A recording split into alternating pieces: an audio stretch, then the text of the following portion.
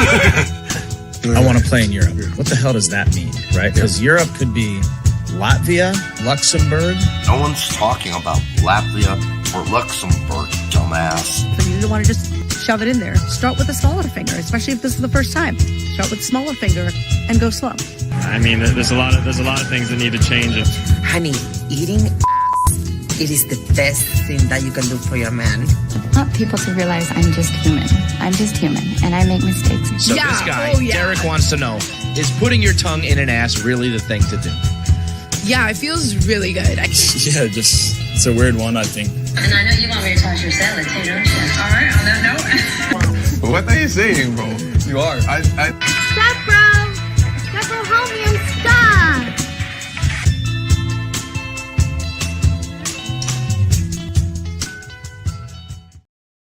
All right, welcome to Straight Red Card. We got some things to cover tonight. I was thinking about that intro where she says, the best thing you can do for your man is eat beep.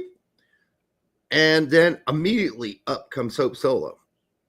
You know what? That's not an accident. I think subconsciously, after thinking about ass, I thought of Hope. Not because she is... Hold on, I'm going to have to go back and watch this now. All right, restart. No. She's on right after she says that. I've never paid attention to that part, I guess. Yeah, Hope Solo's pops on. Oh, I'm only human. I'm only human person. Yeah. The problem I don't realize is every time she goes, I just want everybody to know that I'm actually a human. I break out. I'm only human after all. Well, because of her leaked photos. Sure. Yeah, and that's why I kind of feel that way. I mean, that's why my brain went to her and why I clipped something from her right after that. So I'm genuinely concerned for the stepsister in the interest. Did she ever get the help she needed? She got something, I'm sure. I'm sure she did. She seemed pretty obsessed about getting that help. Wanted to mention... Before we go too far into it, Derek, because something you might mention, as we probably already mentioned, some things come up. We do have some new bingo cards. No Unfortunately, shit. It's not by Mitch Desi. Okay, that's okay. Yeah. Not by Salty Loads. This one's by Henri Chase's propaganda Twitter handle. Maybe they're one and the same. Who knows? Nope. Salty Loads is still out there. Maybe he has a burner. You never know. But do you want to block your camera or? Oh yeah. It's been so long since we've done this, man. I know. Here you go, guys. Get them while they're hot. Here's card number 1. Ooh, hopefully we get more than that many likes. Card number 2. Yep, we already hit one bingo there. But that one had 2 of the same things on it. Number 3. Pick number 2, guys. You're off to a head start, I'm guessing. Number 4. All right, Derek, you're good. All right. Okay. Been saying Luna's better than Aaronson. Okay. Finally got notified. Good for you, Ashton. Here's the thing. I have to say, the last Leeds game was the best Aaron after he was not called up for the national team. Yesterday was the absolute best he's played in like 2 months. We should just stop calling him up and he'll be a star in the EPL before we know it. He took that shit personally is what I'm guessing. And you know what? Here's the deal, dude. Brendan, stay dark. Yeah. Stay dark, Brendan, and this won't happen. But you turn into sunlight in England is a problem. Powder puff. This is what he turned into there last month. So that's a great point right there. He got a lot of sun, going through the summer, came out at the beginning of the season firing on all cylinders. Then as his vitamin D intake started to decrease because it was getting winter. Yeah. He formed a shell of his former self. He went back to regular Brendan. I guess. And I think he hit the tanning. He went and got a tan at. You're taking this Dark Brennington pretty literally, yeah. Literally, yeah. I just think it's all about the attitude. It's how many times you call Satan in a month, and apparently he hasn't called Satan for a while, and thus Dark Brendan disappeared. And we need that Dark Brendan. By the way, crazy thing just watched our friend Will and his show MLS Moves. And guess who was on there together? Lawless. Oh. I'm on there.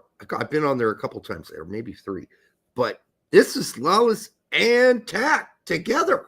You know, after, you know, and they're saying, well, it's just a social media thing.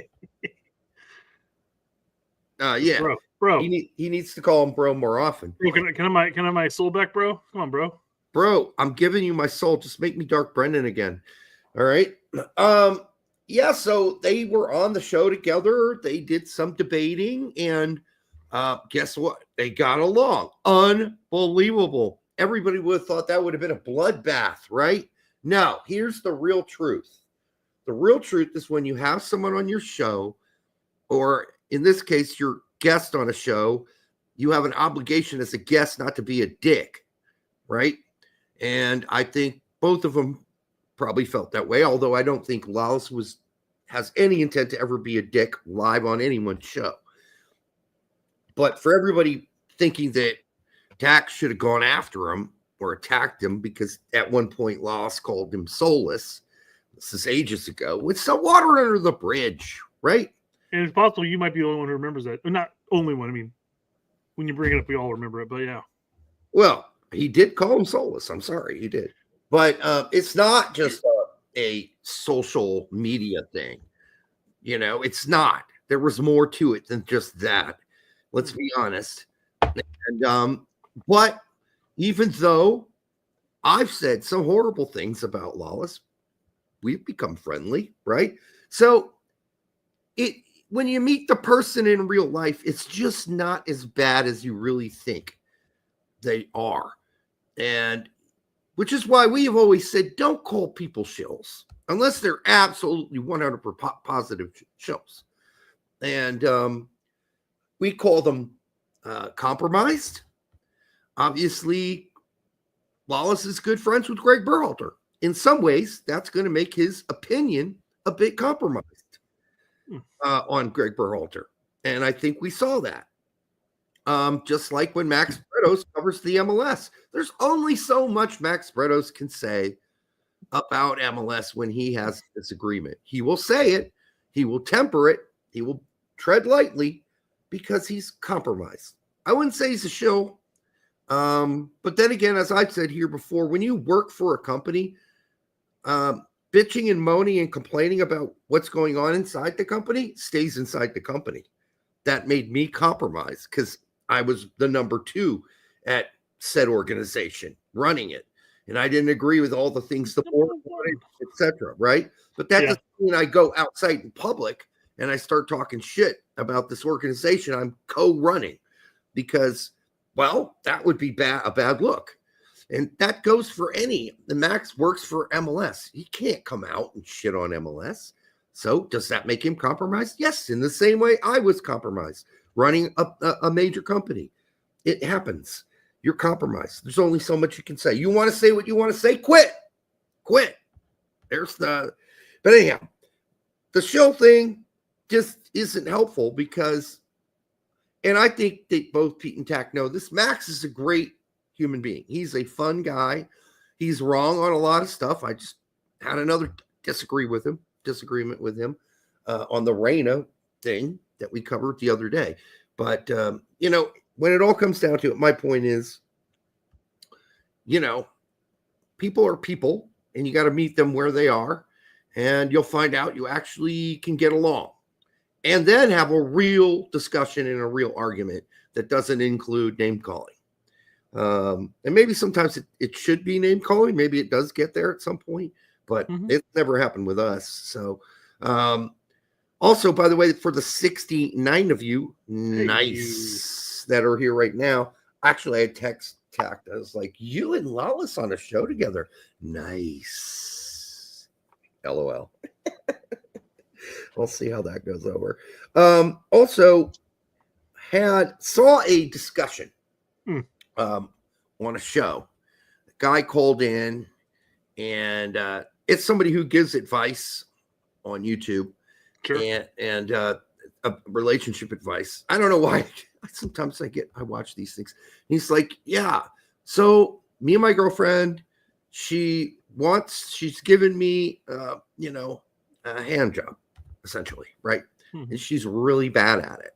And my first thought was, how is she really bad at it? That was my first thought. Like, it shouldn't take much practice. This is something you should be able to figure out. But so the therapist asked, well, what, and he's like, how can I tell her how to fix this? I've treated my dick like a Atari joystick. Well, the problem was she grabbed firmly at the base and yanked apart, and then barely touched it as she went down. I mean, almost like she's trying to squeeze the last bit of squeeze it toothpaste. out. Yes, trying to squeeze it out of the toothpaste. He's like, she doesn't understand that doesn't help it come out like that. It's not toothpaste. It needs to be massaged. But how do I say that nicely to her without offending her? And the therapist said, well, you could show her, right? And I think maybe that's a solution. He's like, sweetie, it's like this, okay? He's like, just like this. That's all I want, right? Just like this. Yeah, I mean, I don't know how you fix that. I've never come across such a squeezer before. But what you do is you invite her friend over and she shows it to her, right? That's a little more inventive and might get you in more trouble than just telling her she's not good at, providing. Yeah, it's like your friend Allie. Oh, a helping hand. Jobs. We'll invite her on Friday. Come on. Yeah, it'll be educational for both of us. Right. So anyhow, I found that very odd. The upward stroke issue, the upward stroke only, upward stroke and squeeze. Like that sounds painful. Maybe like, she's just trying to stretch it out and make it bigger. Maybe it's just too short, and she's like, maybe I really tug it hard. Oh man, Fumar said he had a chick rip him so hard she broke blood vessels in it. Damn, it's a fucking kung fu grip, Just tell her straight off without sounding like an asshole. I don't know. I just, like I said, I've run into bad kissers before, and then you just don't go out with them again. Right. But this is a chick you were already obviously been boyfriend, girlfriend. You've been intimate together. And this is just one thing she's not good at, which is really odd. Very odd problem to have. I don't know. Anyhow, that was interesting. And then we had a where are they now? Did you get my Kai Koreniuk thing? Well, I got rid of something there. I got rid of the picture. Hold on. Okay. So I'll move on to something else while you're finding that. So you can't tickle yourself. Did you know that? Did you know you can't tickle yourself? Never once tried to tickle myself. Somebody said that the other day. I'm like, well, let me try. Let's see if I can. I can't. I really have tried. I can't. Ticklish anyways. But... I can't tickle myself. It's very weird that you can't tickle yourself. Also, Lucho Acosta, I mean, listen, call me when he gets American citizenship. Until then, let's stop talking about it. He's already 29? This has been talked about since 35? last April. 47? Yes. And he's on his third MLS club. All right, so, yeah. Let's stop talking Where about it. Where are they? I thought you were saying, let's stop talking about this. Yeah, okay. I didn't know you were going to continue on. I was going to, perfect transition. Whoosh. So Kai Koreniuk, how many people remember him in LA Galaxy? Prior to that, I think he was with Aze. Actually with Aze too, scored a few goals, if I remember right. With LA Galaxy, he scored 14 goals. Galaxy 2, he scored 14 goals. Yeah, that's what I meant. Well, you said with LA Galaxy, he scored 14 goals. And didn't score that many with young Aze, but did score a buttload for young Vitesse. So, question is, what happened to this guy? Well, he's retired. Kind of sad. I remember the articles that would come out about him. I don't remember this name at all, man. Oh, yeah, there's an article where he was hanging out with the dog kicker he was in Holland, and they were talking about their future dreams of playing in a World Cup with the United States together. and neither the dog kicker or Kai is around. Well, dog kicker is injured right now. Let's be honest. And then Kai Koreniuk, allegedly the dog kicker, right? And Kai Koreniuk is retired at 27. Wow, that's crazy. He couldn't find anybody in Europe who wanted him to play. I couldn't find any. World, Derek, in what world did you possibly stumble across him and say, think about, oh yeah, whatever happened to this guy? Well, I was watching the LAG match yesterday, right, where they are moving on to the next round of Champions Cup, and I thought, I remember, who was that kid? That, because they were talking about younger players, they were putting younger players on the field at the end of the game for LA Galaxy. I was like, oh, I remember.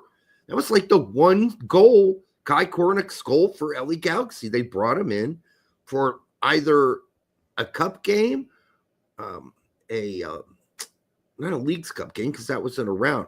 But, yeah, so I couldn't remember what kind of cup game it was, but he scored. And I was like, whatever happened to him? And I went and looked it up, and he's like, he's retired? Wow. He was supposed to be, at one point, like kind of one of the next best prospects, right? That's why we always warn you about prospects. I think you wrote on that already. This is what's going to happen. The prospects we're talking about now, like, oh, he's going to insert random club here at the age of 17, 18. That's awesome. But 5, 6, 7 years down the road, we're going to be like, who's that guy again? Believe me, he was a prospect. Not only did he play for our youth teams, he played for the Dutch youth teams too. Look that up. He played for the Dutch. Yep. 16s and 18s, yeah. And he scored 2 goals for the Dutch in 2015 after we stopped calling him up. Pretty crazy. The Dutch thought highly of him too, not just us. He spent 4 years in youth teams. Actually, let me scratch that. 7 years in youth teams because he went to LA Galaxy too. Yeah. Played 1 game for San Antonio. Wow. But that was a short contract. So. Doesn't matter. Yeah. He played a little more than that. Alex had mentioned 27, no age to retire. Injuries? Nope. He had legitimately 0 injuries in his transfer market. Now, mind you, he was a youth player for 90% of his career, so maybe transfer market just did not follow his injury list. That's true because I think the last team, which they don't even list here, he played for was like a 3rd division Dutch team. So there you go. Like that's like amateur. That's literally a pub team getting together to form a team. And so anyhow, where are they now? Retired for Kai Koreniuk. Sayonara, my friend. I wish you only the best in whatever travels meet you going forward. All right. There we go. I'm pouring a beer. Same beer I had last time, so I don't need to necessarily introduce it. I'll do it really quickly. It is the Taxman's Qualified. Nice. 10.0. Did you hear that guy call yet? What guy? No, I haven't. Guy. Yeah. I should. I wonder if he at least he could do is stock us up, Yeah. Barrel-aged Belgian-style quadruple is what I'm drinking here. And made right here in Indiana. All they make is Belgian-style ales. So cheers to Taxman for making affordable Belgians. Huh? Hey, Derek, did you know that MLS team execs say the league needs to end the Apple deal? Yeah, who the hell was I talking with that about? Will, maybe? I think we brought it up on Tuesday. Yeah. Well, yeah, we did, I think. And, yeah, I mean, I don't even needs to end. I think they just need to make more of the games available on normal ass TV. Well, I would imagine that would mean that Apple would be like, well, we're taking back some of our money then. Could be, but they already are doing that this season. They added more games to the national TV deal. I wonder if that's like, so Apple agreed that, hey, yeah, we need to still be on real TV so we can attract people to the Apple package. Well, I mean, it's possible that MLS came in and said, hey, if we get more eyes on these games on regular TV and cable TV, then more people are more inclined to pay for the Apple package so that they can continue watching their team. I mean, I don't know how realistic that is, but I mean, that'd be something you could say. I just think, I remember my brother calling me, and he would call, and he's like, "So, what's the line on this game, this MLS game? Because I'm making bets." And he would watch the games, but that was when it was on ESPN and Fox, I think. Doesn't do it anymore.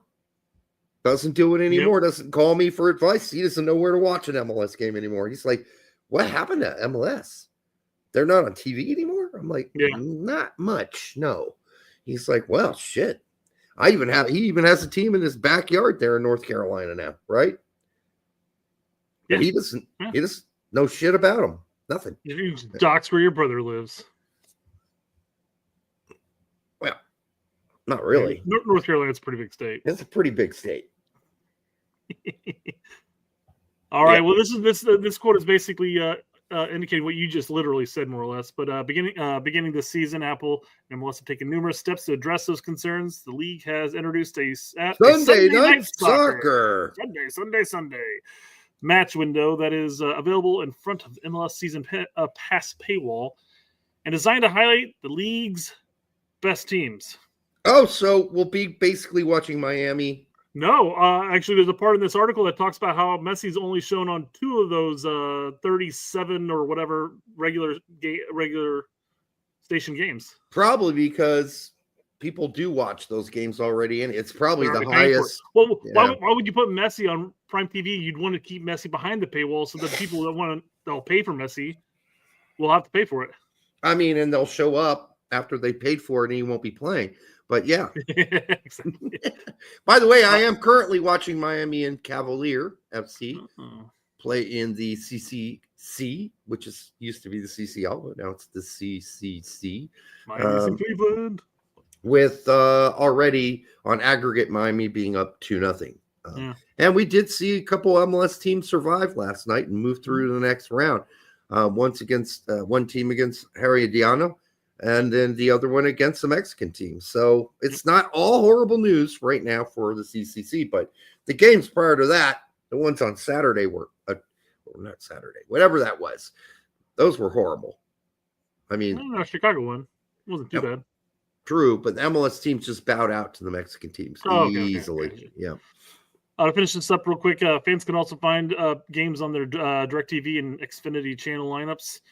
They still need to pay for the season pass subscriptions. T-Mobile customers are also able to access it, and then Android users apparently. So there are multiple ways you can watch these games. So why are MLS execs upset and want to cancel this?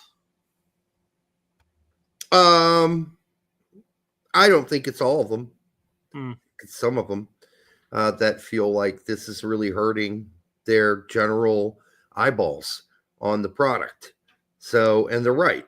It is. And there's no evidence that Apple's put out that people are watching.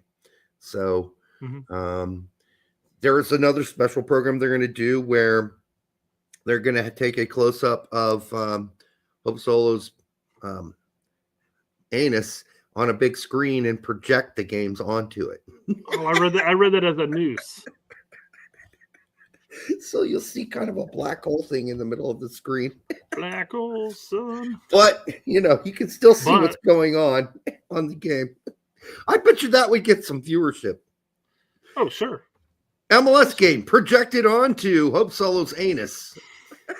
Coming up next, starting at 8 p.m. Where'd the ball go? Into the black hole. Somebody who's never going to come on our show. Oh, see, Burke's leaving. I guess he didn't like that idea. All right, let's go. Let's move on. He did encourage us to have a great show. It's true. He just couldn't take any more Hope Solo about whole. He's got to go put his read the kids a story and go to put the kids to bed. You might have to rub one out. We don't know. Sounds possible. One of the execs says the reality is if someone wants to follow MLS, they'd have to, like any other professional sports league, they'll need to purchase an MLS season pass for $99. And even then, they'll have to open up an Apple TV app in order to find the games. It's too expensive. It's also too expensive. I had this discussion with a couple people about this too, about the difference between the streaming services and stuff like that. Where do you get the best value, wherever? And it's funny because if you have the Apple TV app, or sorry, if you have an Apple TV account, and then you also purchase the MLS season pass, the season pass actually comes out to the same price, more or less, that I'm paying for ESPN Plus through my Disney bundle. And I get a lot more on ESPN. I'm getting the Eredivisie, Belgian League, Dutch League, yeah. Bundesliga, Liga, Bundesliga. Yeah, I get Formula One. So yeah, it's college worth basketball, it for me. college football. Whereas, listen, yeah, I got MLS Pass, but I'm only watching LA Galaxy and 2 other teams, maybe. So am I. It's only Chicago. You watch Chicago. I occasionally watch RSL for Luna because I want to keep an eye on them. You should stop paying for the season pass, and we should just share the same season pass because most LA games are going to be on like at 10 o'clock anyways. Yeah. So. All right. That's enough of this. No, stop it. No, nobody wants to hear about this. I don't care. I'm going to make everybody listen to it. Oh, great. You drug us through a lot of your shit. Yeah, but that was fluff. Yeah, this is soccer stuff. This is soccer stuff, yeah. It's fucking MLS, and no one cares. Still, it's talking points to have, Derek. They ruined their own thing, so we know what they did. Yeah, okay. All right, you go ahead. Nope, Yep. Derek. Nope. Derek. Already closed it out. Crap, it did it again. If you want to cover it, what the hell? I mean, never know. I'll just start never know what they're bitching about, Derek. Well, just start throwing in more Hope Solo butthole angles. We'll close that topic out, Derek, because I know you're tired of MLS. But guess what? I'm going to make you talk about MLS more. Oh, different topic. All right. So, what is it? Sounds like an owner that may have recently been in the USL that ponied up $5 million to join MLS. It's stupid. It's stupid. Just fucking stop. You have an established league in MLS that's beginning to thrive. And who are you? That's exactly how he said it, by the way. What's the official stated on the potential of threat of USL D1? How is it stupid? Derek, why do we need a second Division I league when we have one that's thriving? Is it thriving? I just paid $500 million just to get into it. Sure. Is it thriving? Is it throbbing? I don't know. I think it's kind of stuck in neutral. I don't know what MLS is really upset about and what they're concerned with. All they have to do is just provide a better product. Yep. Simple as that. And this is to provide context, a league and possible integration, of promotion and relegation. Oh, call me when that happens. Even in USL, folks.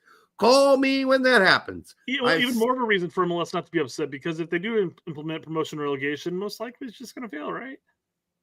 That's what everybody says. I don't know if it'll fail. They're not going to do it. Okay, listen, folks. I said it in show before.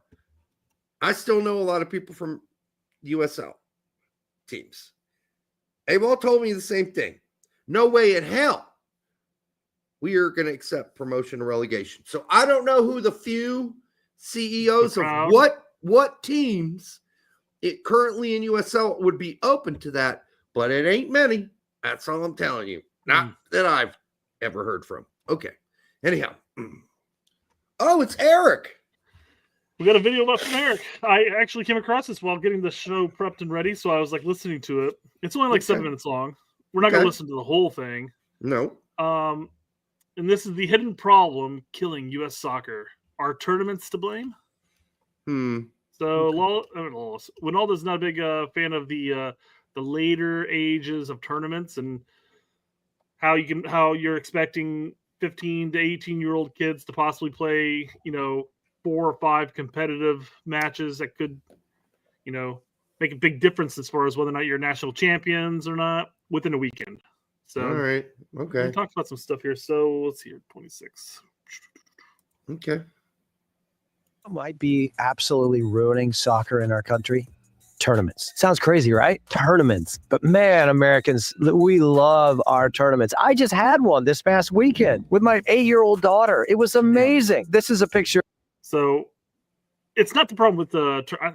So a big point of this argument really is that tournaments are ruining or soccer in the U.S. And he does expand later on as far as talking about why he's saying that, as far as U.S. compared to European and so forth. So it's not just bagging on this, but. All right.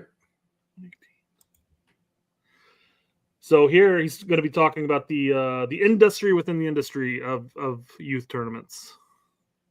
Here's the problem. There is an industry within the industry that is gone absolutely batshit crazy for all the right reasons. If you're on the business side of running a tournament, this is your revenue stream. I looked it up. The numbers are incredible. We are talking about $1 billion business. The bigger clubs will make $1 million, $2 million off a weekend.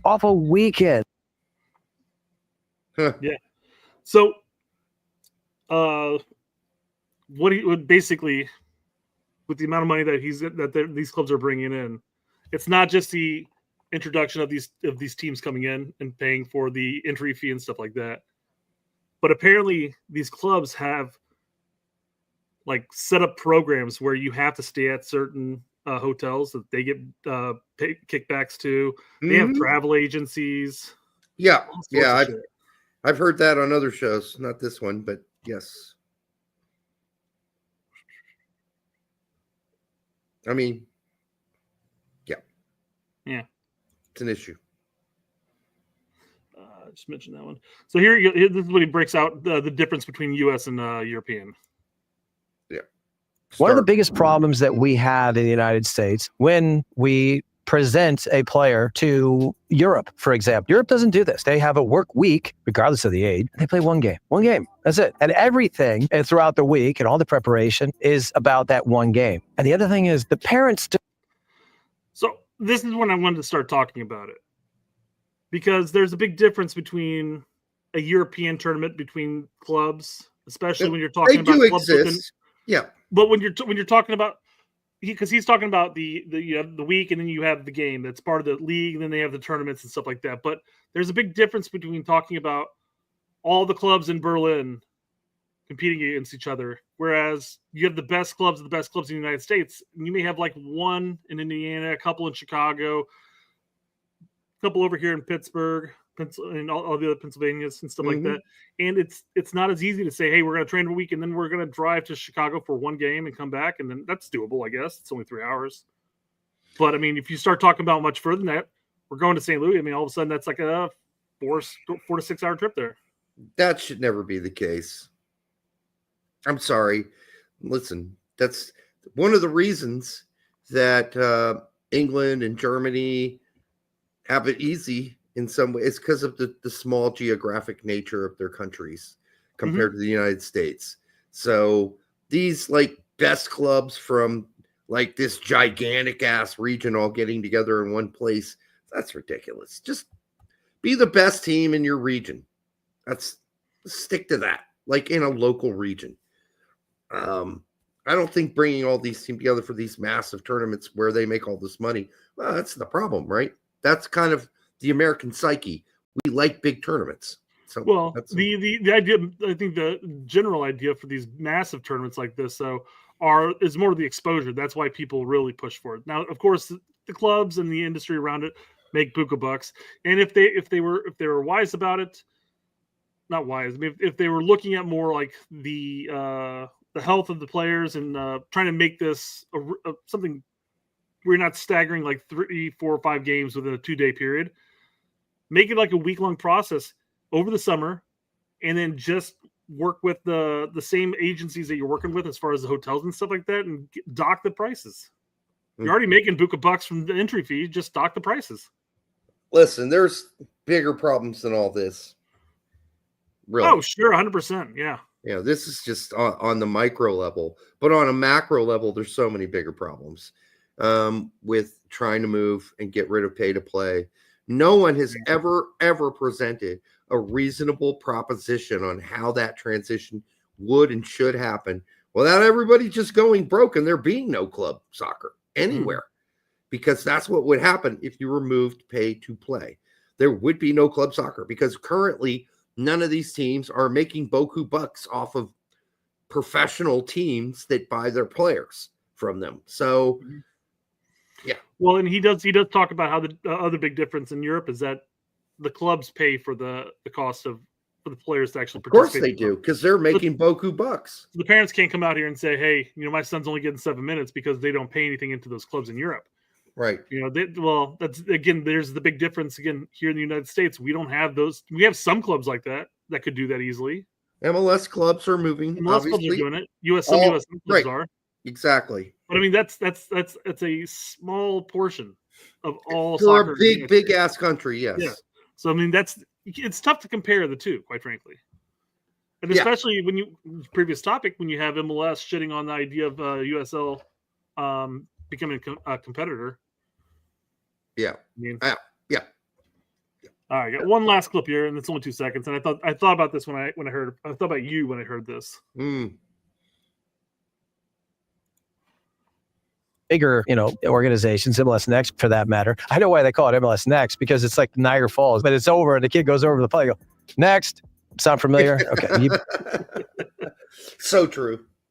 I hate this pathway bullshit thing that the whole marketing team at MLS and even the announcers at the MLS who would call the MLS games. Fuck you and your pathway. All right. Yeah. Listen, there are going to be very few of these MLS Next Pro players that end up being solid MLS pros, and even fewer of them that ever become anything marginally better than just, a USL player. So let's just not kid ourselves about this. It's all jargon, and they could have called it MLS up your ass twice, and it would have been no different. It would be exactly the same. Nothing has changed. All they did is bargain their way out of the USL deal as much as they could, so the two teams weren't in a USL anymore because USL wanted a minimal fee for MLS teams continuing to play in it. And they said, no, fuck you. We're just going to start our own thing. Okay, well, great. Hope that works out for you, but nobody watches MLS Next Pro. Yeah. I don't know.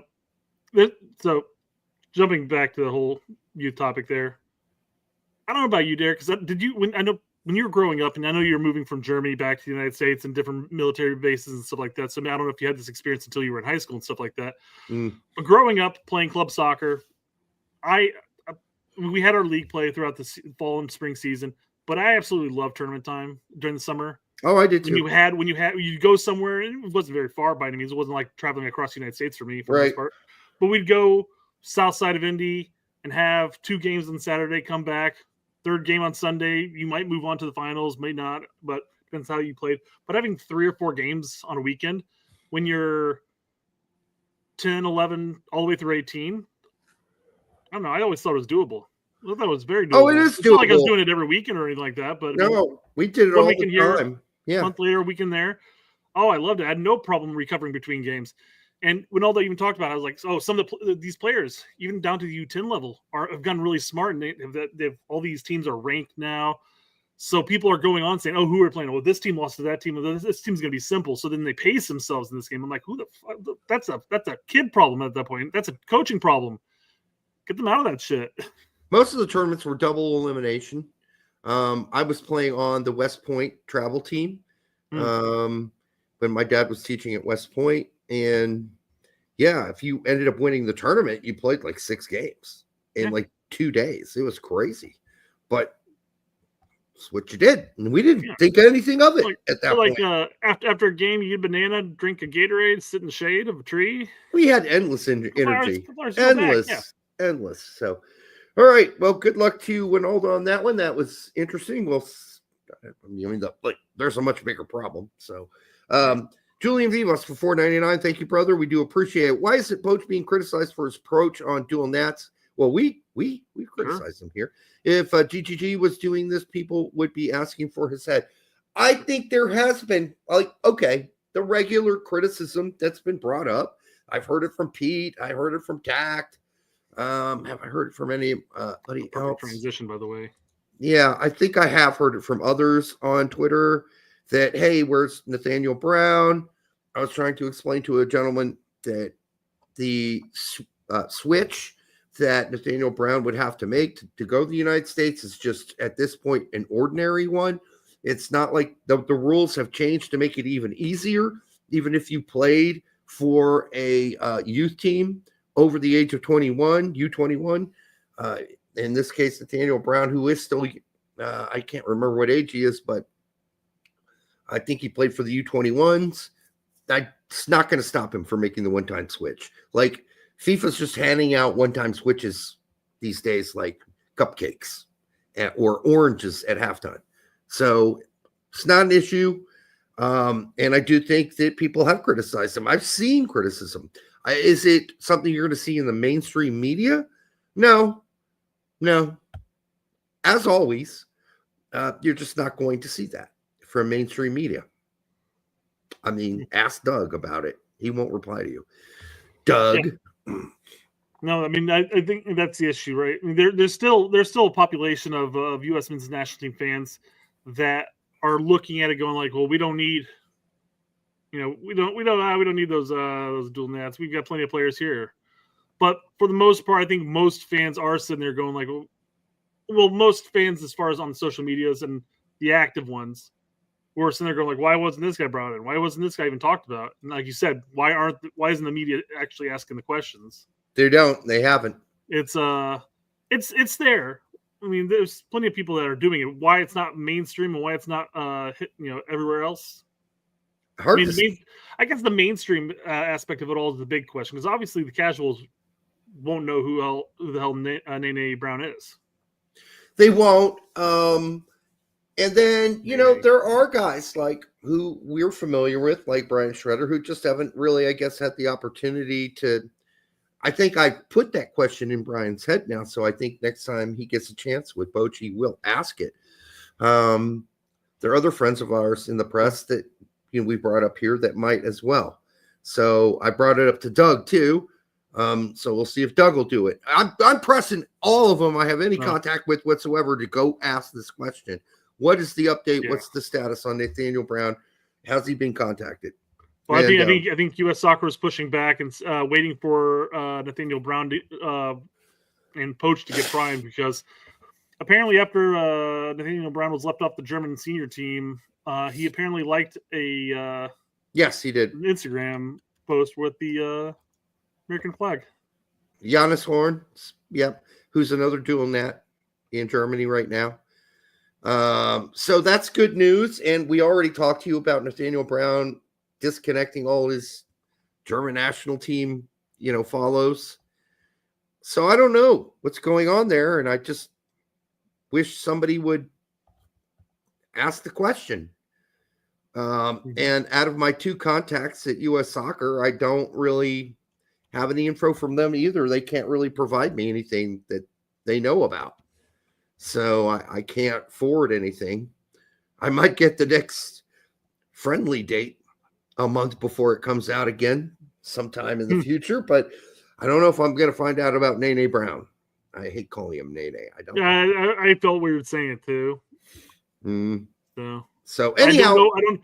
It's not a Jedi name. I'm sorry. I don't know if I'm ever going to feel right saying Nene. It's a dance too, isn't it? Do the Nene. Well, they have that, watch me whip, watch me Nene. Although I think that's spelled differently. Yeah. Well, and here's the thing. Just because he wasn't called to the German senior national team doesn't mean he's not going to be called up to one of their youth teams. Not after liking those American flags, they won't. Maybe not. But, I mean, hasn't stopped Koleosho from taking call-ups from youth teams in Italy, which are probably going to thin out based on his season thus far this season with Burnley. Very piss poor. All right. But has Koleosho been liking American flags and taking the Italian flag off his stuff? So nope. Still pretty compelled to play for all I can say to Koleosho is good luck, brother. Good luck. Good luck making the Italian national team ever. And you would even struggle. He would struggle getting on our team right now, honestly. I'm just saying, if he would have accepted a call up earlier, man, he could have been going to a World Cup. Or possibly could have been going to a World Cup, right? It is going to be getting tougher and tougher even to crack our squad. Right. Al, I assume when you're using that word gay, you mean happy. Yeah. Jovial. Joyful. That's what I'm thinking you're probably saying there. Overly joyful, maybe, but yes. We're happy people here. Because we love all our brothers and sisters out there, regardless. All right, what else we got? We got some news on the Gio Reyna front. All right. Not the news we expected, though. Apparently, he's swapped out his agent. He's no longer with Mendez. He's on Roof. This is chaotic, dude. This is your third management team in 3 years? Seriously? I wonder if,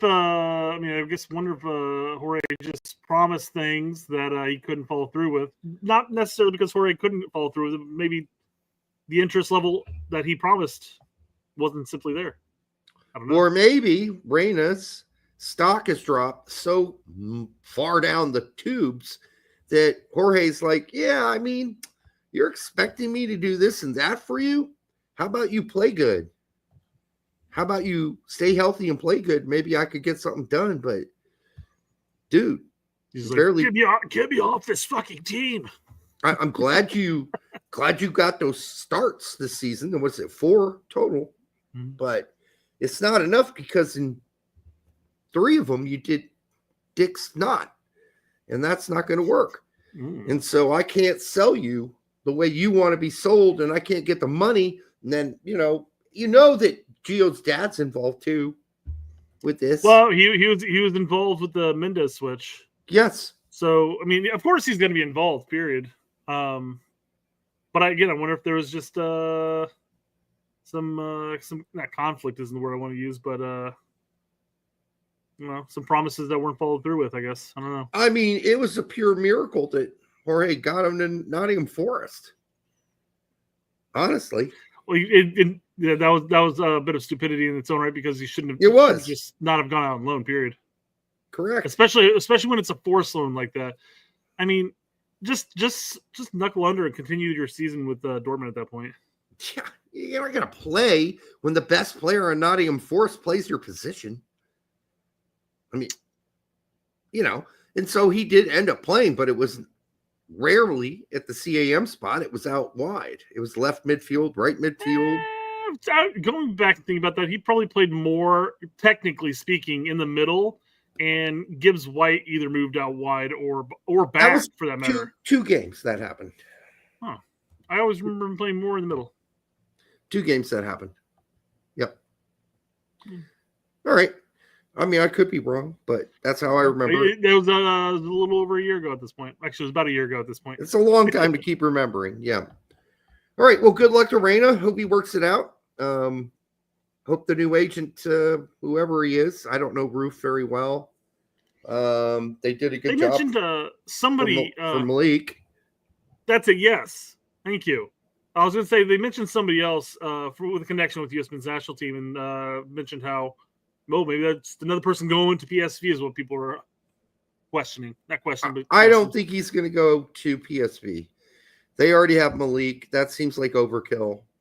Oh, I agree. You got another guy, Till, can play that position too. I don't think that's necessary.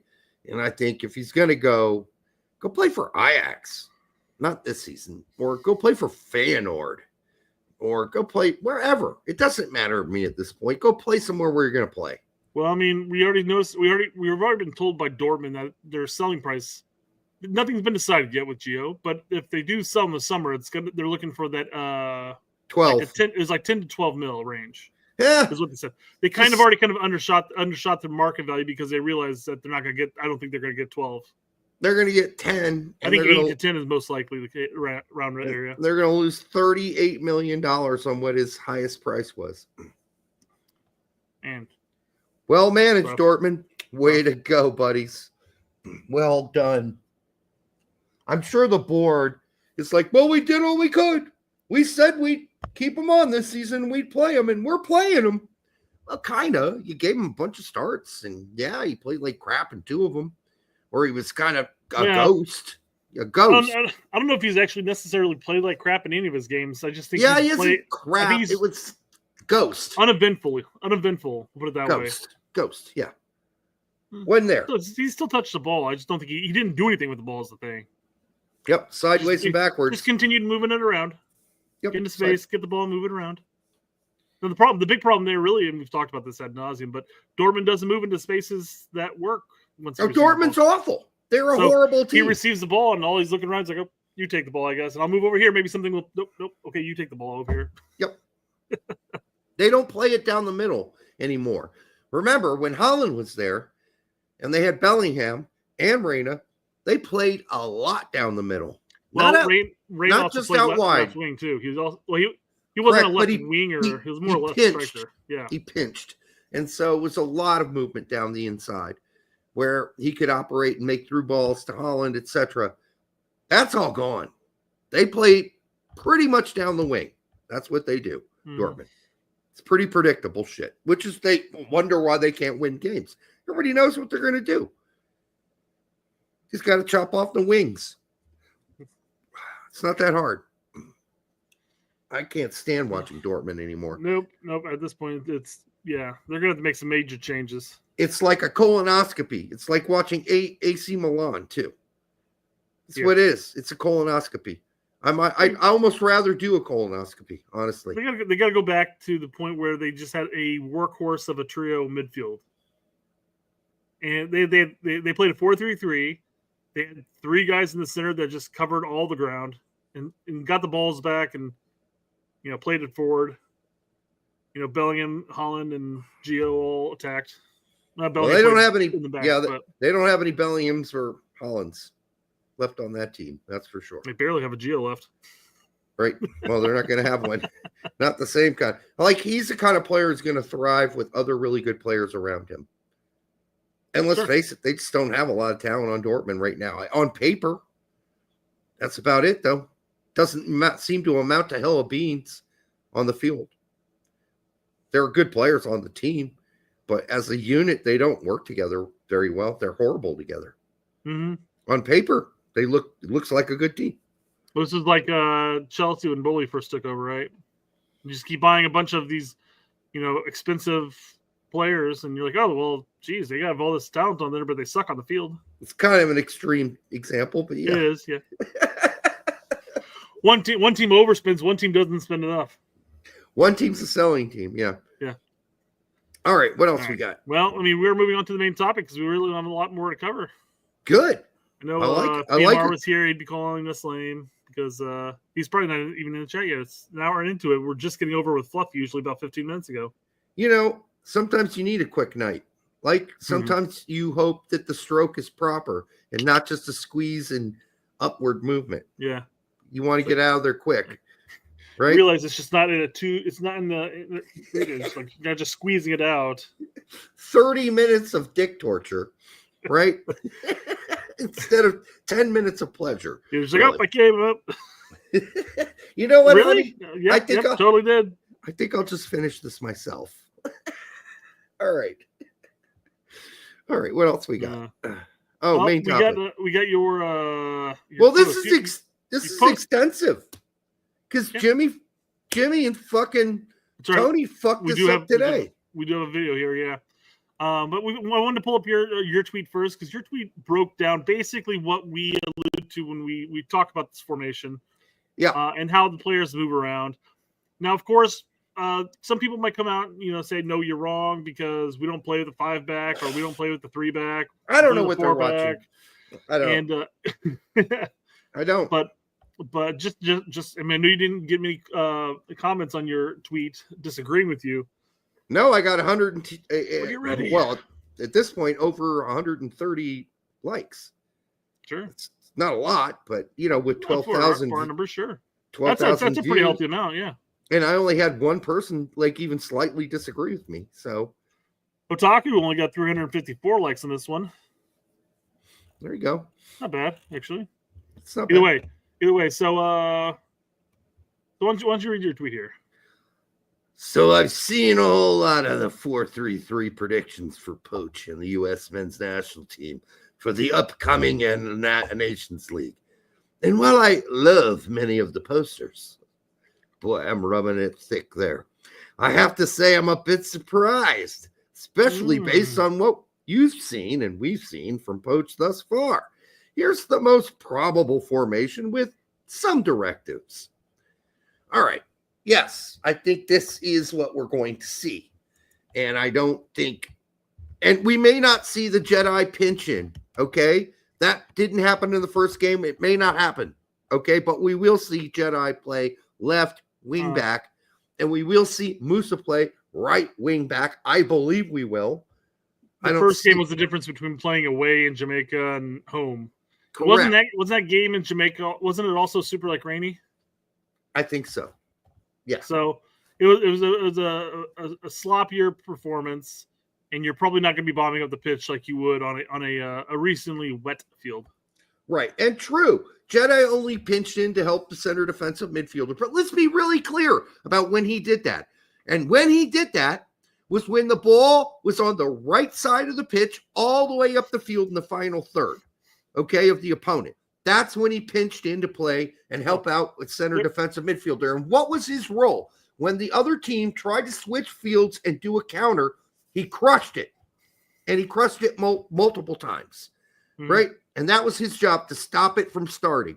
The good news is, had he failed, which he didn't, he still had 3 center backs behind him, real center back.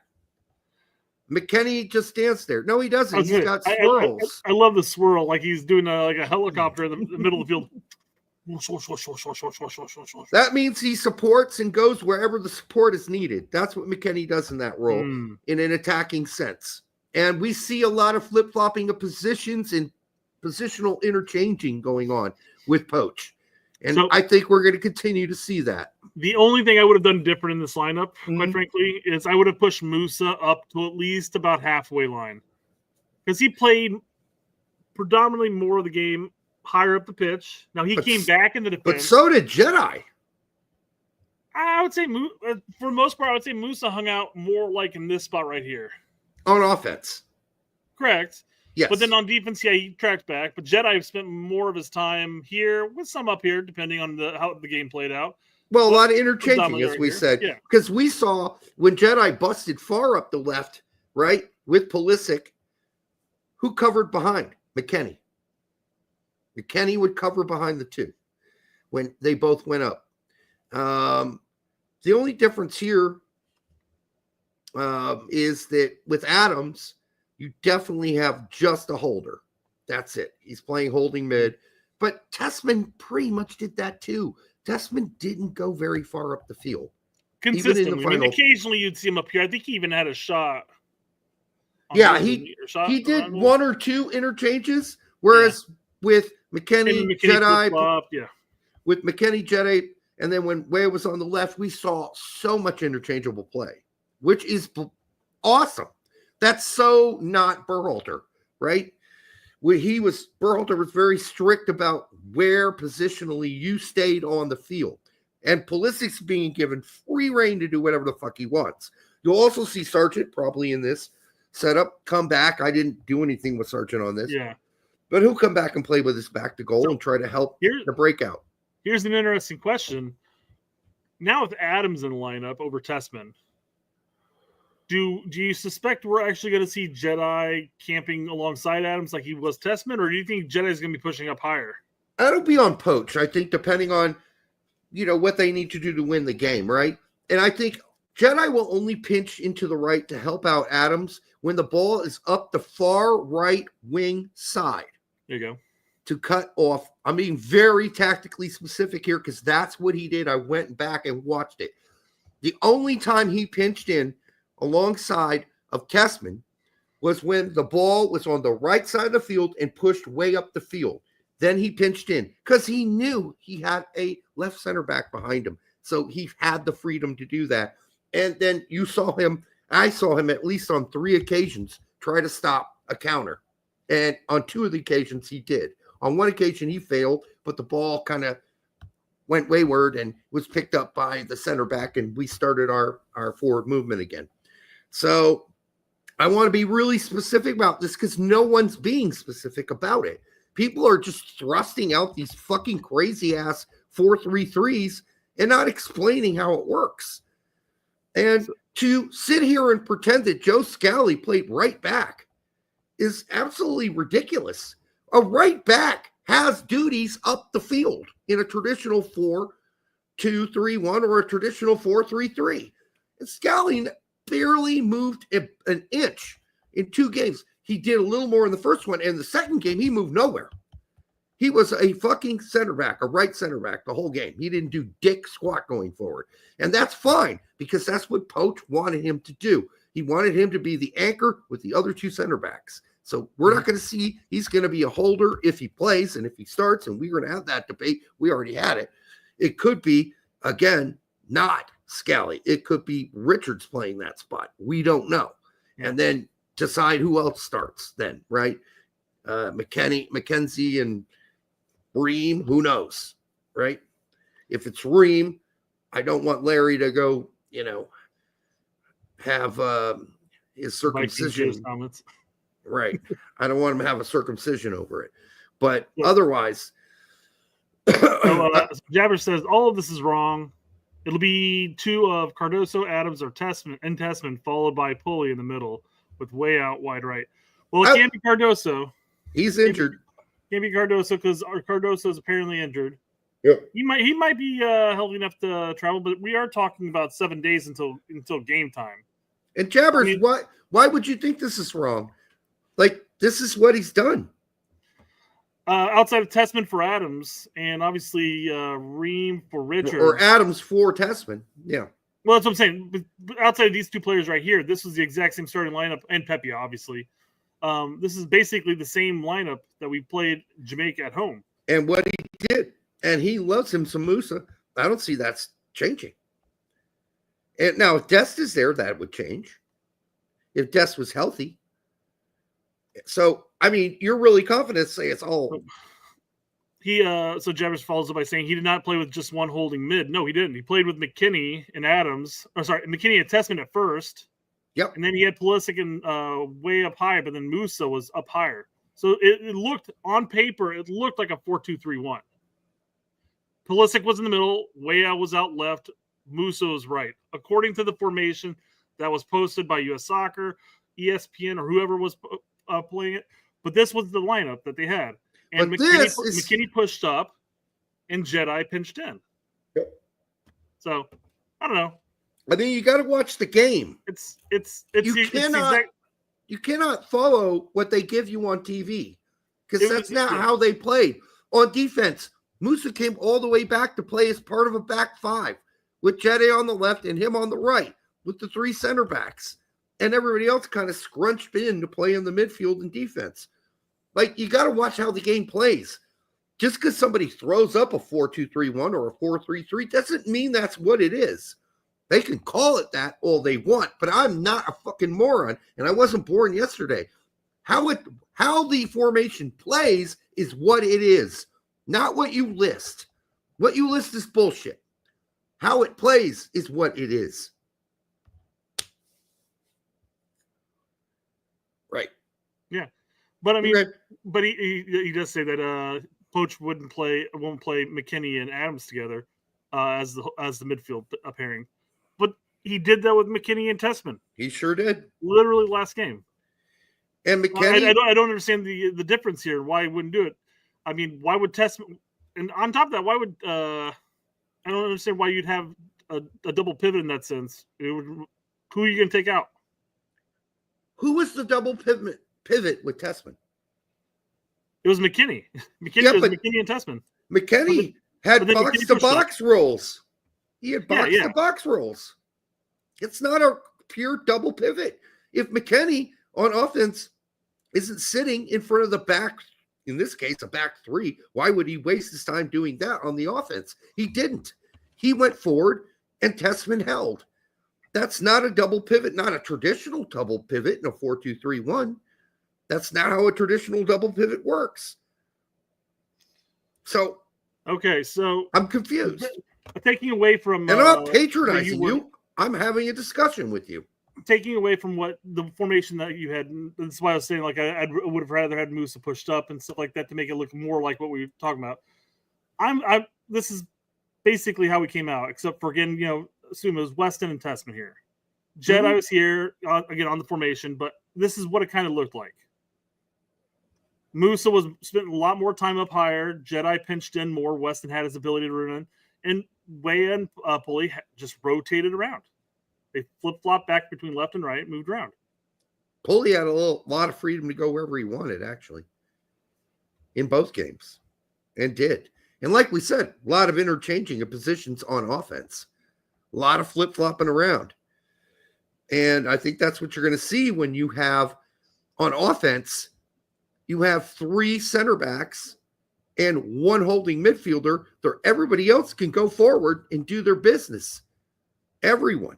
Now, you play a really good team doing that, you might have some issues on counters down the wing, but it didn't seem to affect us against the opponent, Jamaica in this case. So I agree that Poch didn't have Adams or Gio to select last camp, and Adams is basically just taking the Tessman role. I don't believe Gio's starting. I don't think he is. I don't think Gio's going to start. I think he'll come in, but I don't. And listen, we could be completely wrong about this because, like, this isn't Berhalter. We knew Berhalter like the back of our hands. We basically called up almost every lineup and every starting 11 he ever did. We maybe got one wrong on occasion. But this is a new coach. And is it possible that Poch could come out and say, well, fuck all that we were doing last time?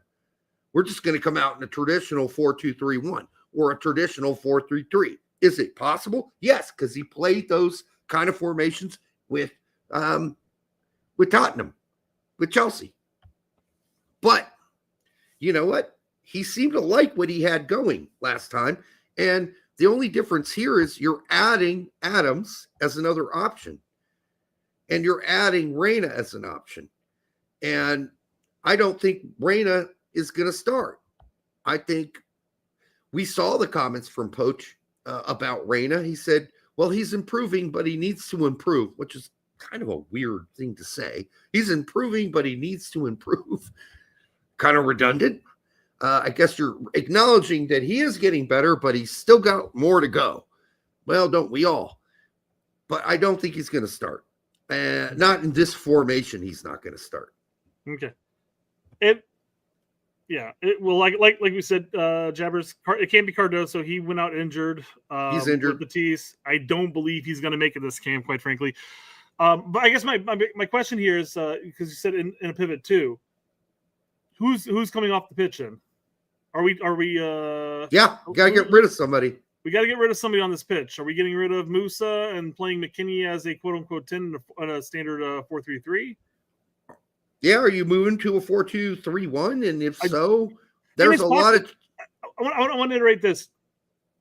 Derek and I are going off of information as far as what we experienced in the last camp. Poch might come out and do something completely different, given that he has a couple different players that might change up his overall take. Mm-hmm. He might go with the 2 pivot and throw in a Gio, a pure attacking midfielder in front of them with Pulley and way up high. It's possible, but then you're going to be losing McKinney in that sense. Yep. So somebody's got to go. Yeah, somebody's got to go. So, it's kind of, I don't want to say it's semantics by any means, but I mean it's this is not a problem for us to sit here and debate too, because Derek and I might be wrong in the end. I know Derek's going to be wrong when Ream doesn't start over Scally. It's possible. I will be wrong. We don't have enough info on Poch now so far. I'm basically telling you, based on what we've seen from Poch so far, this is the most likely setup. That's all. I just can't assume that Tessman would start over McKinney. Now you can sit there and say Tessman could start over Adams because he's had more experience with Tessman. But I wouldn't imagine that being the case either. But then you still have McKinney playing the double with Tessman at that point. So I mean, it's still the same problem. Yeah, I don't see it. I don't see any more. If you're playing a back 3, you're going to play 2 pivots. So if we're playing a double pivot, you must mean we're playing 4 in the back, like traditional 4-2-3-1. Here's an argument made for the Tessman over Adams. Panama will sit in a low block and completely give up the game to us and try to counter. Exactly what Jedi was used for in the pinching role. He was a CDM. Yeah. Yeah, I don't know if that really makes that big of a difference, honestly, because it seems to me that what Poch has said when teams do fall into the lower block is you got freedom. Be you, interchange, do whatever you need to break down the block. Right? That was never the case under Berhalter. There was only one option playing against the low block. Go wide and make a cross. Well, those days are over. Those days are over. So I think we'll see, and I don't think we're going to see an opponent that's just going to bunker all game. I just don't see what it is. I don't see that happening. So, yeah, sure. I mean, we're not trying to be. I just want to say this to Great Basin. We're not really trying to be armchair managers at all, because this is not this. No, if we were to pick our starting lineup, it would not be this. I see what you're saying. It would not be this. If Brett and I were putting together a starting formation and a starting lineup, I don't think it would be this. This is just what Poch is doing. We're not advocating for it. We're trying to tell you this is what you're most likely going to see. So when you see it come Nations League, you're like, oh, I'm familiar with it. Like, we could come out here and give you a Disney fucking setup of our own personal preferences, but what good would that do? Then you're just too terribly off of this anyways, but it would be, though, Brett. A 4-2-3-1 doesn't look like this, and it doesn't play like this. Well, I'm talking about personnel. Personnel's the same, but the formation, and you can say formation doesn't matter, and I've seen that before. Yes, it does. Like, this is a totally different setup, and I can tell you from playing soccer, whenever I had to switch formations, we played differently. We had different responsibilities. So maybe in the offense, things are more flexible. When we're in possession and we're trying to crack in the final third, then we're going to see a lot of interchanging like we did with Poch the other two games. And we're going to see a lot of freedom that we didn't see under Berhalter. That's what I want to see. And that's when, formation doesn't matter. But when we're fighting for possession and the ball's in midfield, you're going to have to see some structure, especially on defense, which is when you'll see that back five. And I think we'll see it again. You'll see Musa and Jedi get all the way back and play a back five. It worked last time. Quick question on your Disneyland fairy tale lineup on a 4-2-3-1. Are you starting Musa? No. Yeah, neither. I'd be removing Musa, and I'd be putting one of our attacking midfielders above McKinney and Adams. Quite frankly, it'd probably be Reyna. Probably. I mean, I haven't thought about it because I don't think of Disney lineups anymore, right? Yeah. So I know that Leon fans, some of them, not all of them, love Testament because they were hard. They were on his ass about 2 months ago and a month ago. So it's good to hear that they're coming around.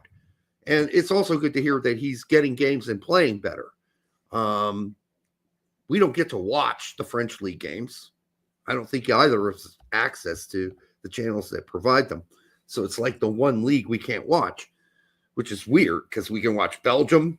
We can watch Holland. We can't watch France. One of the only streaming services I don't have is VN. So yep, same here. I'm done. I have so many streaming services. I can't add another one. The weird thing is I'm sitting there, whittling down some of my expenses. What can I get rid of? Some expenses here. I got so many streaming services. Well, I want to get rid of Paramount because there's some USA games on there, plus Champions League and Serie A. Well, I can't get rid of ESPN because that has like 4 or 5 different leagues. I mean, I only really watch maybe 2 of them. Can't get rid of Peacock. Peacock's starting to become one that I could probably get rid of because I only have a couple of players in there right now that I consistently play. Yeah, but I just don't want to miss a Crystal Palace game. I don't want to miss a Richards game. I don't want to miss a Fulham game. Obviously, that's my team. So if I had to get rid of one of those 3, though, I'd probably would get rid of Peacock. But I don't have a team in EPL, so it doesn't matter on Peacock. On wait. Championship games are on there, aren't they? Yes. So no, no, that's on Paramount. That is You're on fair good. pay, right? Yeah. You're good. You're Peacock, good. bye. Peacock's gone. Yep. But then So only, anyhow- only really talking about like $6 or $7 a month. So I was like, well, what's the point of getting rid of that? Jabbers, just so you know, we always talk like this. So, like, this isn't new. We talk like this with all the guys there here that come up. This isn't personal against you. We're not attacking you. In fact, I appreciate you challenging us. So I appreciate his comment because it gave us like 10 minutes worth of content that we could talk about certain things that we probably wouldn't have covered and probably would have been done with our show by now. maybe, yeah. I just want to say this is how we are. We're just me mostly. I'm a loudmouth. It's kind of what I do. Always been like this. I'm not going to change now. I'm too old. But it's not personal. I just want to let you know. So welcome to the comment section, and thanks for watching the show. It's not personal, and I did not mean to in any way talk down to you. I was just trying to ask some questions that didn't make sense to me. But then we get to Jimmy or Tony's predictions here. And this is kind of the problem here. And we'll get to Jimmy's later, where he's like, "Oh, we're going to play a back three," but the formation's still set up in the back four. I'm wondering if this is a. I don't know if this is something that they set up, or they said, "Hey, this is what my formation my sub to be," because Jimmy also does a 4-3-3. Yeah, he does. That's what I'm saying. Yeah. But then he says we're going to play a back three. Yeah. And so why have this formation if that's not where we're going to play? Like, and I get it. Sometimes the crews that work for these guys they're like, here's the formation. You got to fit them all in here somehow. Well, this is one reason why I think they really kind of fucked up the system they're going for is they have Pulisic as a left midfielder. I mean, what the hell is that? 4-3-3. Yeah. I mean, it's like, yeah, I think Moose is going to be playing higher up the pitch and Pulisic is going to be acting as the 10. I mean, that's the thing too. They could have gone with the 4-2-3-1 here. That would have made more sense. Are you honestly telling me that Adams is going to play a holding spot and both McKennie and Pulisic are going to be dual 10s in this sort of setup? Then you might as well put CAM on those jerseys. And that's just not going to happen. This is not how it's going to look at all. Let's hear how Tony talks about this. His pick. All right. He may shine some light on it. I didn't get to watch this yet. Right-hand side, Scally, I think he sticks with him and McKenzie. I think my decision was in the back between Tim Ream and Chris Richards. And I thought for a while about this one. Of course, Anthony Robinson on the left-hand side. With Richards and Ream, the question mark for me was Tim Ream, who's now playing as a left back at Charlotte. I don't know how much left center plays back into the equation or not, but he's not playing as a left center back. Yeah. He's playing left back. back. You're right. Yeah. It's not been good. So far, I totally agree with Mueller's point here, though. It's fine, but his fucking formations jank as shit. Yeah, 100%. I don't think he forgot how to play in that position. Should be in this particular. Wait. He's playing left back at Charlotte. He goes, but I don't think he forgot how to play that position, left center back. Well, of course he did. I mean, hopefully that's in jest. Yeah, he didn't forget. And he's used to playing with Robinson. So I understand why you might play him as a left center back, but not as a left group back. Right now. Yeah. But at some point, I think Mauricio Pochettino needs to make the switch. And I'm thinking that he might make the switch in this tournament. Yeah, that was kind of my point too. Yeah, I mean, listen, this is a coin toss, really, because we don't know Poach well enough to know what he's thinking. It could be that we see McKenzie, Richards, and Ream in the back three, and Scally's out. Or it could be like he really liked what Scally did last, because Scally did nothing wrong in those two games. He was very solid as a right center back. And by the way, Scally's played right center back multiple times for Mönchengladbach. It's not like he doesn't know what the fuck to do, except the only difference is Scally's 5'11", and Chris Richards is 6'3". Yeah, you had the opportunity to really Or shrink him 6'1", down. I'm He was like sorry. 5'1", and Chris Richards is 6'1". I don't know. I think Chris Richards 6'2", and that he's like 5'10". Not that that's a big fucking deal or anything. Right? I mean, there's a Not reason why game he's playing as a back and not a center back, usually. Well, one guy, Scally, for most of this season, has played right back for Mönchengladbach, whereas Chris Richards has been playing in the Premier League. And yeah, it started off rough, but it's been pretty damn good for 3 games straight now. So when do you make the decision to play Tim Ream at the left center back so Richard can play his natural position at right center back? When do you make that decision? And then have, of course, McKenzie playing the central role. And maybe it's not McKenzie. Maybe you trust Cameron Carter-Vickers there. I don't know. We're going to find out. We're going to find out. Because honestly, McKenzie, one of the things you're doing by putting him in the center back spot of those 3 center backs is you're taking away his options to move forward and kick a through ball through. If you're a center back, that's a really scary proposition to be trying to make through balls down the middle of the field. Mm-hmm. And so you're taking something that McKenzie has developed as a player in the last 2 seasons, where he's more aggressive as a left center back, going forward and making through ball passes to a midfielder instead of the left wing back at Toulouse. And with the national team, I should say more prominently, like that's something we've seen an advancement from him, but you're taking that away from him if you're playing in the middle of that 3. That's all I'm saying. So I'm kind of with you, like in that way. I'm thinking, well, no, I don't want to do that. I'd rather have Richards play the center back spot and have McKenzie out left and Scally out right. It's more balanced that way. I'm not totally disagreeing with you. I'm starting to see where your point is. Yeah. And again, I might be wrong. And we joked with Will on Tuesday. All Derek has to do is in order for Derek to win, Scally just doesn't have to start. It could be any other player in that role. That's correct. So I just mentioned CCV. Yeah. Yeah, exactly. Yeah. I'm like I said in that show. I'm on Wheel of Fortune. Not Wheel of Fortune. Price is Right. Going. It's gonna be $1,200, and Derek's like $1,201. Yeah. Bitch. The main point of this is that Tony's got this wrong. I think. Well, it's a weird formation jankiness here, yes. Now, is there a small percentage of the world where he could get this right? I suppose, but I don't see Pulisic starting at left midfield, and I certainly don't see Musa starting that far up the field with Scally playing. No way. He's going to start. It'd be more realistic if Pulisic swapped with Musa and then Musa and McKinney switched. At least that'd be more reasonable in the position that they're probably going to be at. Absolutely. Like, this makes no sense. Why is Pulisic playing in midfield? He should be playing in the attack.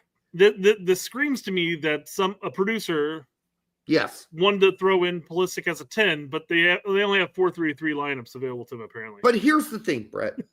People are watching your show and say they're newcomers. Yeah. And they're trying to learn about tactics and formations. And this is the bullshit you give them. This is why people can't learn about the game. That's why we got people all over Twitter putting out 4-3-3s. And it doesn't make any sense. And this doesn't make any sense. None of that makes sense. With, as you said, Pulisic playing left midfield when he should be playing right winger.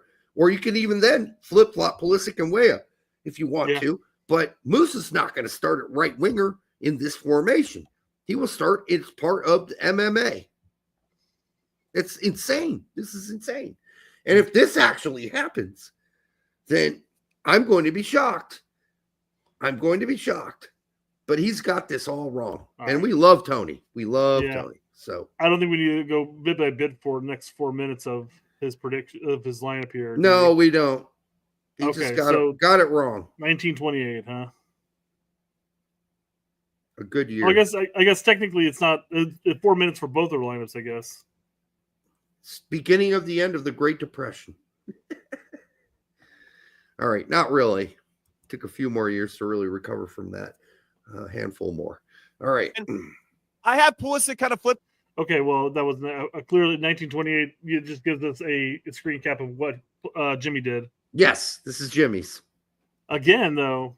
Well, Jimmy flip-flops this, by the way. He's like, this is all wrong. Oh, does he talk about how it's not right? Yes. Well, I mean, it's clear. It's clear that he was going for a 3-back in this situation. It's very also clear that the producer's completely limited to a 4-3-3. So. Exactly right. Yep. They're just like that because that's whatever this program has defaults to, I guess. Yes. And they just didn't click the little drop-down box where they can customize it, or they didn't opt to just move the players around manually. I mean, how hard is it?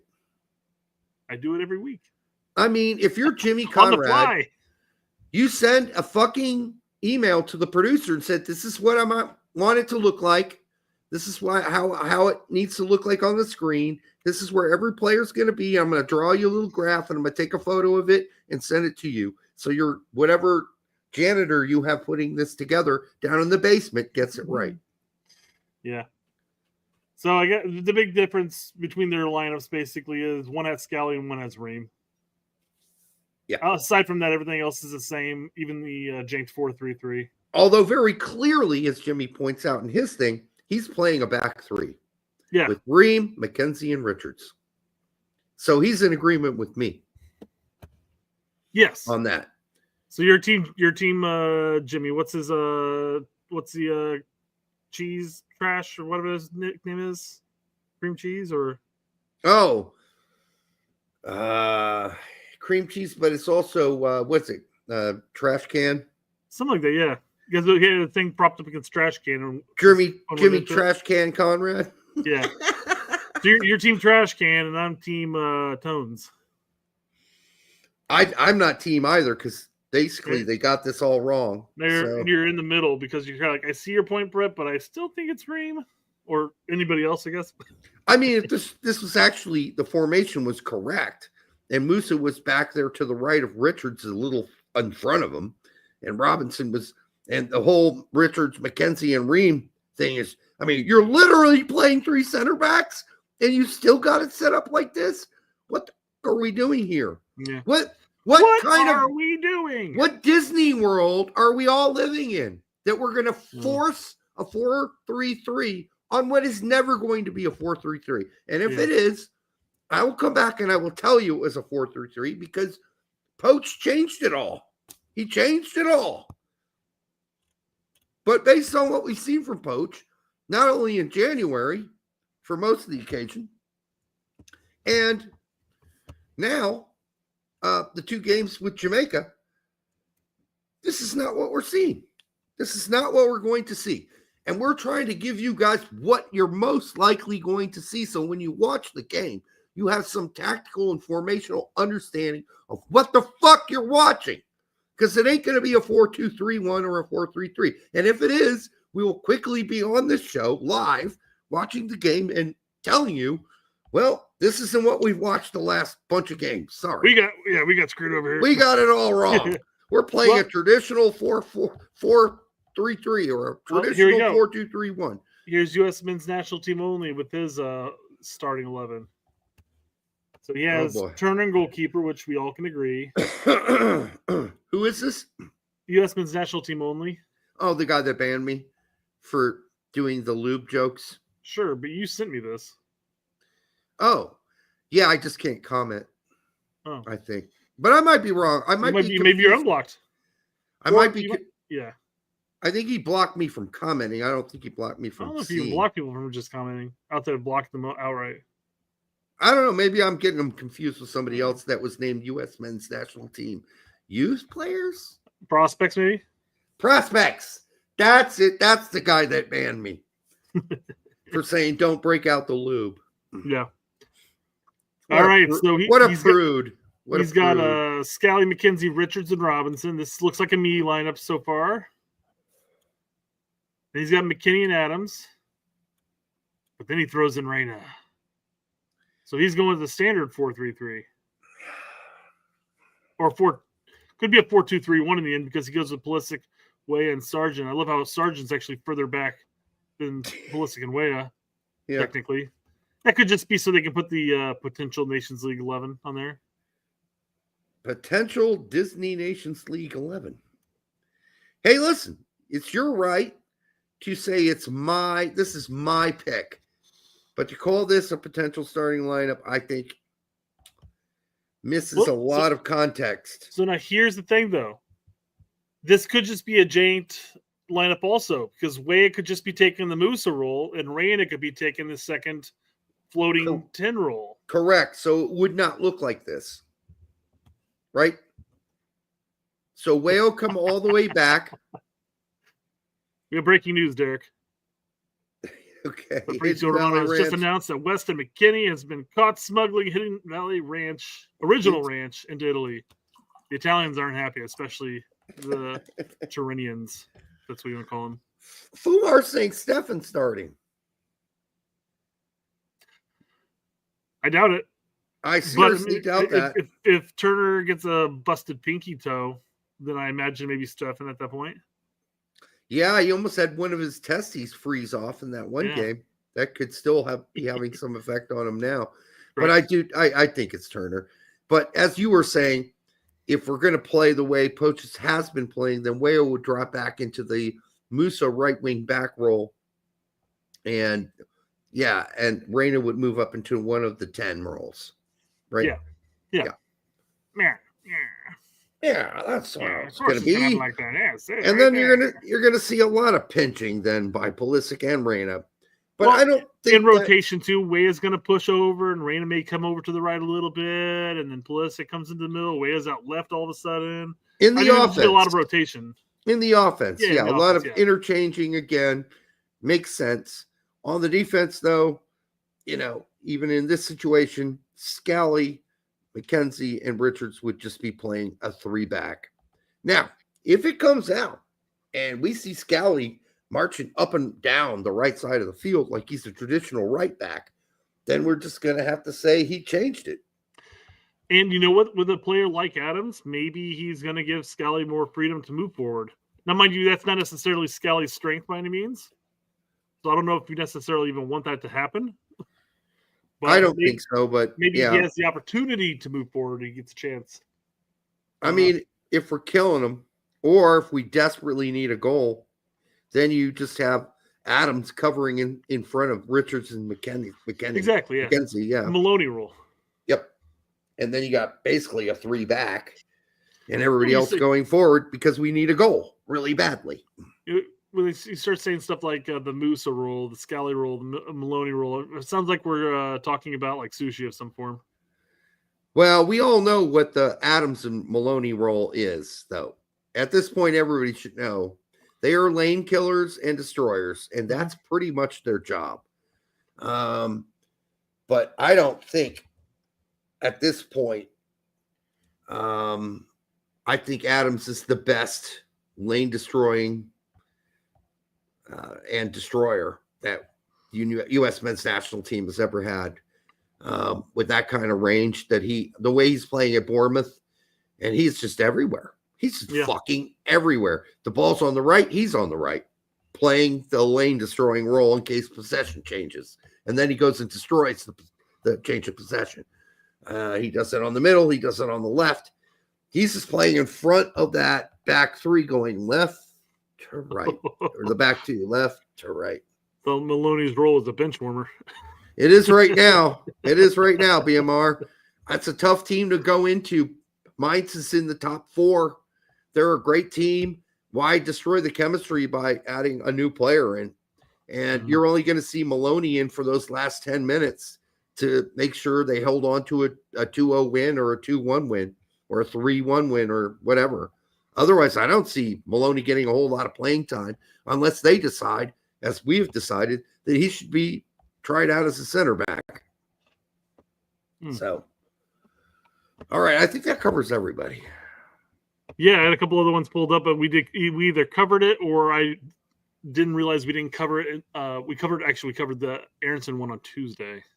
Adams is a really good passer. He's a lot better now than he used to be, Colin. Yeah. He is, like, this whole season, and even at Leeds, before his injury, those few games before his injury, you started seeing a different Adams, being able to switch fields, and that's why we're, like, arguing with tact, kind of tacitly. We're on the side about, like, hey, he's a lot better passer than you think he is. You're not giving him enough credit. A lot of people weren't giving him credit, yeah. No, and it's very clear now with Bournemouth that he is able to make, on occasion, when it's there, that change of field pass and even a nice through ball. Yeah, I would agree with you. He's a better passer than people have been giving him credit for, and he's showing it more and more every game with Bournemouth. So outside of being the complete destroyer that he is, which is, I mean, the guy is just a machine. He's a fucking machine. And by the way, and I hope Poach realizes this going down the road, once Ream is gone especially, there's only one real, true, honest-to-goodness leader of this team. Like, to the core. And that's going to be Tyler Adams. Mm-hmm. Yeah. He can stay healthy. He's a leader. He's a born leader. So I 100% agree with you on that. Yeah, he's a baller. All right, I think that's going to do it for tonight. We'll let you know how we're going to cover the upcoming games, but we will be back Monday regardless. I don't think there are any games going on this weekend. Are there not really? I don't know. Isn't it when does the window start? Great question. I don't think our first game's until the 20th. Yeah, but it's already the 13th, and they usually get 2 weeks. Nope, there's Premier League games going on. There's La Liga games, Bundesliga games this weekend. Okay, thank God. I was worried. It's a really boring weekend otherwise. I was like, what am I going to do? Well, there's F1 this weekend. Yeah, like I said, a really boring weekend. Hey! There's always dart tournaments. Oh. All right. Anyhow, I'd rather watch dart than F1. Yeah. Colin, we often agree, but you didn't Colin call me a name in that thread? Anyhow, It is what it is. Didn't he call me a dumbass? Yeah, Something but like I called you a dumbass too, though. That's true. All right. I guess I'll take it at this point. I get called a dumbass on occasion. And you know what? I'll just live with it. It's funny. All right. We'll see you guys soon. I hope this was helpful. And thanks for the new folks that came out and the 250 of you that were here on both X and Twitter. We'll be back on Monday. Until then, have a great weekend.